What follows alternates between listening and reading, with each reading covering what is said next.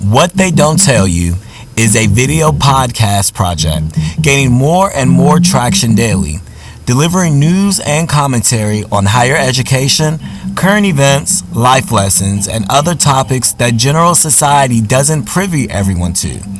This podcast focuses on the reporting of discoveries in a plethora of subjects paired with current research, statistics, and facts the world doesn't quite tell or doesn't have the sack to tell the truth about. At What They Don't Tell You, our mission is to provide information that is conducive to the advancement of humanity. And we also hope you enjoy viewing the unique content we have to offer.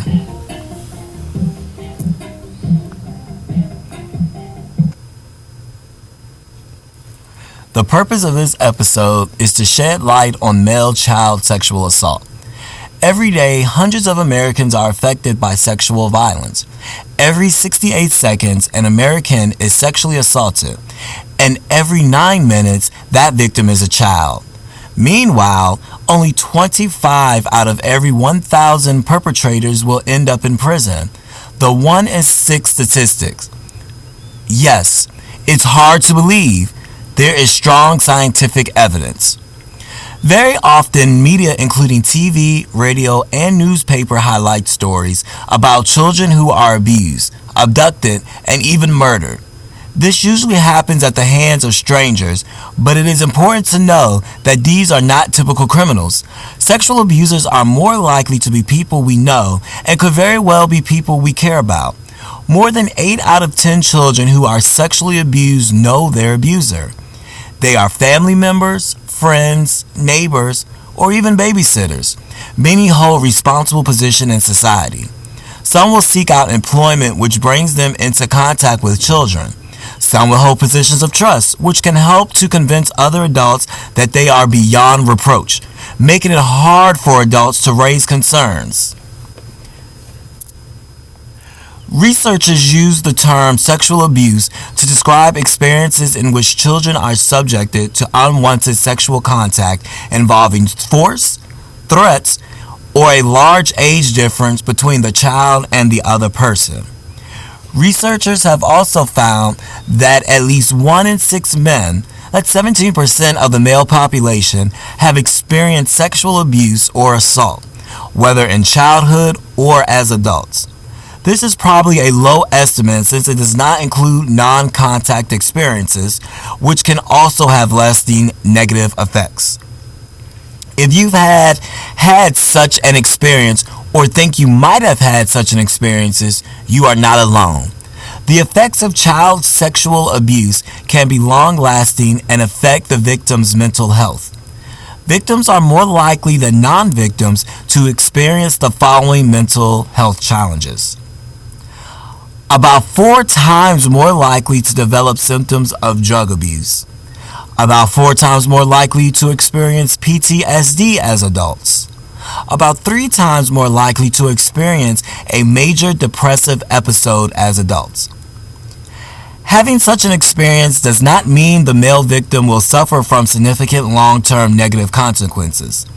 That depends on several factors, including how many times it happened, how long it went on, and who else was involved, whether he told anyone, and if he did tell someone, the type of response he received.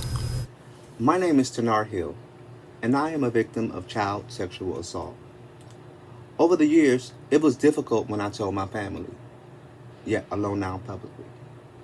An older male cousin molested me for about 10 years. It started before I was school age. I can remember my mom, my older brother, and I living across the street from Garrison Elementary School and the old original Metropolitan Baptist Church location. I had to be about 3 years old. My granddad often shaded me tremendously because he could not stand my father, and I looked just like my dad. When he would leave most of the time, he would take my brother with him and leave me home. On this one day, the first time, I'm not sure where my mom was, but I knew my little sister was due because my mom was pregnant. My cousin, my brother, and another cousin was female, and I were in the living room at my granddad's house. I cannot say at the age of 3 years old if there was bullying, threats, or how he got me to do it, even though once I got older, threats occurred. To be 100%, until health 7th grade, I thought it was normal for males to be together. I did not know where babies came from before then. I feel like at some points, I was existing like a zombie rather than living the majority of my elementary school years. During the first occurrence, my male cousin had me under the blanket or comforter, performing oral sex on him. Prior to therapy, one thing I always asked myself is, how in the hell did my two older female cousins, my male cousin sisters, not know what was going on? And there was always somebody in the house. How did they not know what was going on? I never asked why my female cousins didn't see, but how in the hell did they not know what was going on? While I was performing fellatio on my male cousin, a group of people, including one of my female cousins whom I mentioned earlier, walked into the living room and asked where I was. My male cousin immediately responded, "He's under the covers." What my cousin did was he played on the fact that he knew that when I was younger, prior to 3 years old, as far as I can remember, is that 1, I was always home in the house. 2, I never left the house. 3, I was always sleeping.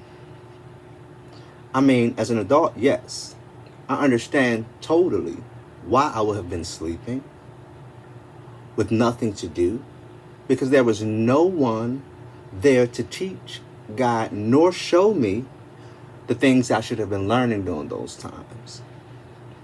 I did not know that this was occurring. I thought sleeping is what toddlers or kids that young did. Little did I know that I was sent out to the wolf without even having to leave my house. My cousin sexually abused me so many times that every time I tried to estimate how many times it occurred, I get stuck thinking about so many of the assaults because it happened for a span of 10 years. Like I said earlier, I was like a zombie. There's a whole gap of years during that period that I cannot even remember. Anything such as what my days entailed or what school was like, even though I know I attended from pre-K through 6th grade. I'm not sure of the exact age when I finally built up the courage to tell my family, because it took me some time to process learning in the 7th grade that men and women were supposed to be together, not males and males or the same sex being with each other. I did not know if I was gay or heterosexual, but I had my dad in my ear saying if I ever found out that one of my kids was gay, I would kill them, shoot them dead. Not to mention the threats made by my cousin to not say anything. Nevertheless, when I told some of my family, some of them did not even believe me. And my dad attempted to take me to the police station to take a lie detector test. My brother also said he didn't believe me as well. Even when I went to the police station and we notified them, they told me because it was more than 5 years old, they could not do anything about it. Yes, Metropolitan Police Department. And later as an adult, I found out that it is not the truth and there is no statute of limitations on it and something could have been done about it. I am now 38 years old, and I did not start getting help until I was 35 years old. Many times, adolescent males never tell anyone they were sexually assaulted. I had that opportunity. Be prepared to get all types of reactions. You never know what will happen. Know that it is your time to speak and that telling your parents or someone is crucial to the start of your healing process. Many children or adults never get the chance to have therapy. Therapy gets a lot of different raps. However, it will be another key in achieving healing and peace within yourself. The therapist is there for you. It is kept confidential, and you may speak to them about any and everything. Having someone to talk to alone helps.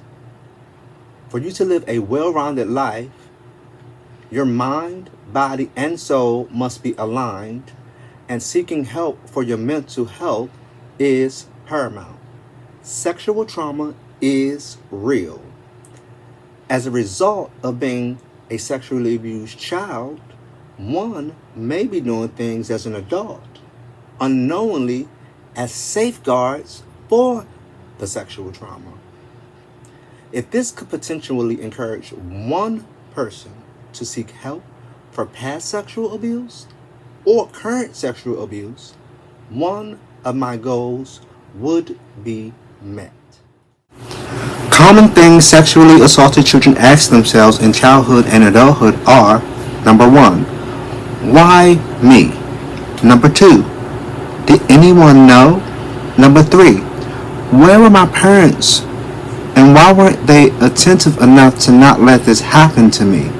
Number 4, am I doomed because of this? Number 5, is my lifestyle a result of the child assault? Number 6, can I really overcome this abuse? Number 7, is this why I am using drugs? Number 8, did this happen to other family members? And number 9, do I have more sex now as an adult as a result of being assaulted as a child? Common thoughts of parents or witnesses of child sexual assault. Number 1, my child would have told me if they were being abused, and they haven't, so it can't be happening. Number 2, he was the perfect father, involved with the children, he played with them, and when our daughter was ill, he looked after her so well. Number 3, I thought they were just fooling around. He couldn't be abusing anyone at 14. Number 4, my brother would never do that to a child. He has a wife and children. Number 5, my friend has had a long-standing relationship with the woman. So how can he be interested in boys?